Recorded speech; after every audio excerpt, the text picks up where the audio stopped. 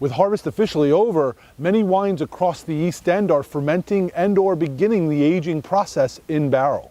Barrels have been a long trusted medium for fermenting and/or aging wines. Earlier this year, I was able to visit a Cooperage or Tonnellerie during my trip to Bordeaux. The men and women that make barrels are called coopers, and these folks are an integral part of the production of fine wines around the world. Cooperage comes in all shapes and sizes. The first step in the barrel making process is the formation of the barrel by the fanning of barrel staves. At Tonnellerie Bossuet, each step of the barrel making process is handled by their coopers. Once formed, each barrel goes through a barrel toasting process, which is specified by the winemaker that has placed the barrel order. Much like your toaster at home, winemakers can select the toasting level of the barrel. Once a toast level has been decided, the cooper will fuel their fire for toasting with use of oak.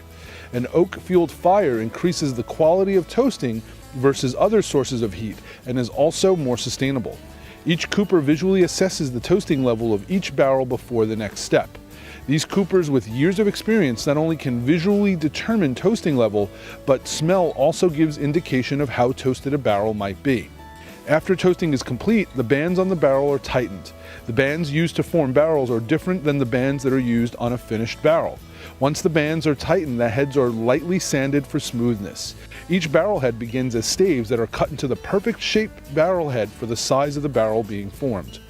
Once the head is formed, the staves are tightened and the finishing bands are applied. The bands used for forming the barrels are thicker as they are used repeatedly. Once formed, the new barrel heads are inserted. Once the heads are inserted, new bands are applied and tightened. After all the bands have been tightened, each barrel undergoes a pressure test to ensure a perfect seal has been made between all staves. Here you can see a barrel that has been tested and now being rolled out by the founder of Tonnellerie Bossuet, Jean-Louis Bossuet. Once a barrel has passed its tests, it is off to be laser etched with all the important details of the barrel, such as the winery name, year produced, type of oak, toasting level, etc. After completion of etching, the barrel undergoes a final light inspection. After this final inspection, cardboard is applied. The barrel is now ready to be shipped and ultimately filled with wine. There is so much work involved in making wine barrels, and it was great to be able to experience it for myself. And a special thanks to Jean-Guillaume and Jean-Louis for sharing this amazing process with me. And as always, remember to eat local, drink local, and always enjoy responsibly. Cheers.